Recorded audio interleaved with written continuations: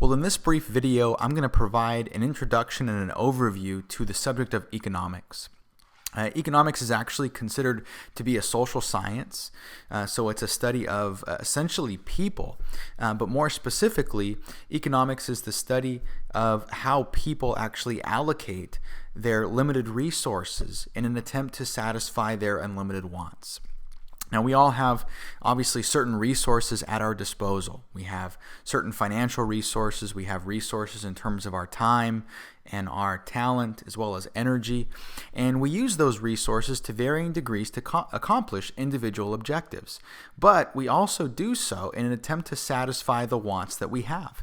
And we all have what we would classify unlimited wants, meaning that there are a number of different things that we want.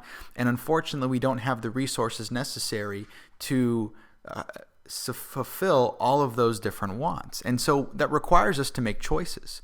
We have to make choices and prioritize what are the things that are going to get our resources, our best. And obviously, if we choose to devote our resources to one particular thing, whatever that may be, then that would essentially eliminate our ability or reduce our ability to go after and fulfill another want. And so economics studies that particular thing. It's trying to study the choices that we as individuals and governments and what we do with the resources that we have. Economics uses a lot of different theories and models as a way of drawing conclusions. Theories and models are simply very simplistic representations of how the world works, and then we use that to apply it towards a particular setting.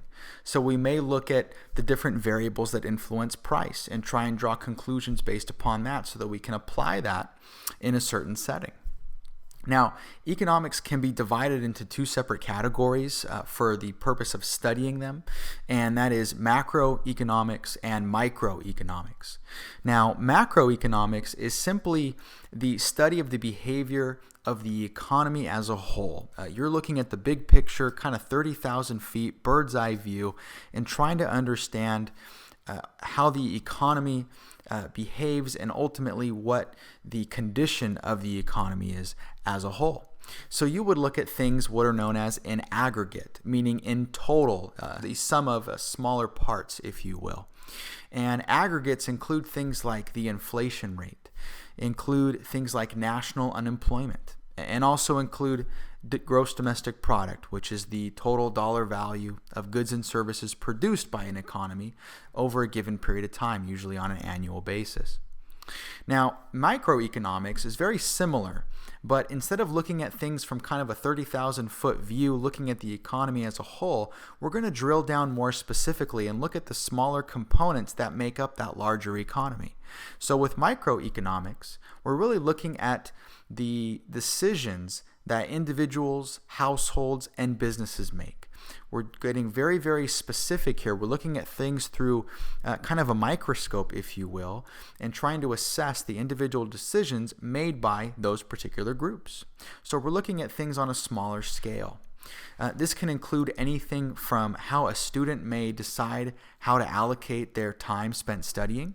Obviously, that's a very, very big issue in trying to balance competing interests between work and school and personal life, and ultimately how much time can you allocate to something like studying.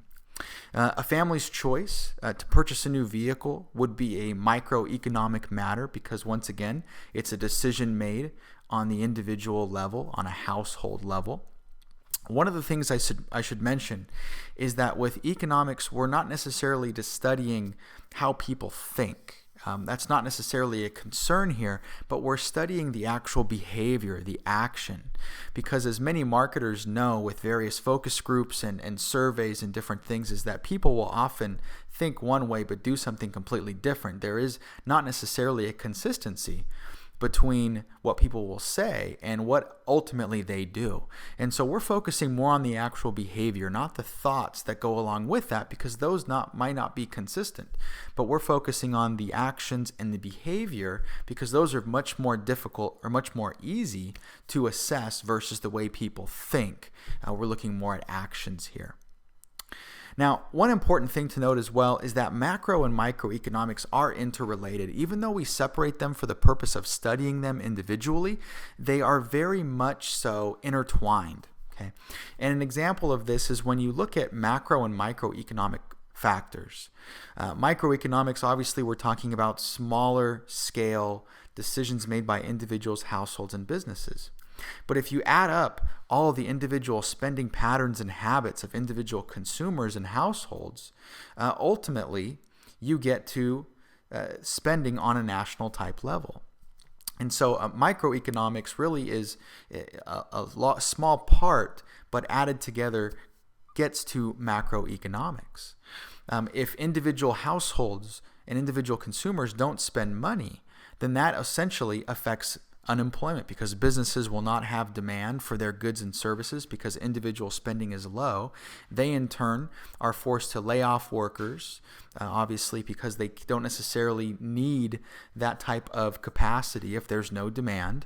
And that in turn affects a national figure like unemployment. And so even though we isolate them to study them and to look at them through the different lenses, we need to consider them as interrelated because they do have an effect on everything as a whole. We've seen with the current condition of the economic climate, a current macroeconomic indicator being things like unemployment. And the rate of unemployment, once again, has a significant effect on individual spending as well. When unemployment is high, which historically it has been, then that tends to affect the purchasing habits and behaviors of individual consumers. Because the concern is, if I may not be in a position or may not be employed 6 to 9 months down the road, that's going to affect my individual spending patterns now. I'm not going to spend frivolously. I'm going to stick to things that are considered to be necessities because I want to make sure and put myself in a position to where I have money set aside for that. And so once again, we do have to consider these things. They are interrelated, but we do separate them for the purpose of studying them.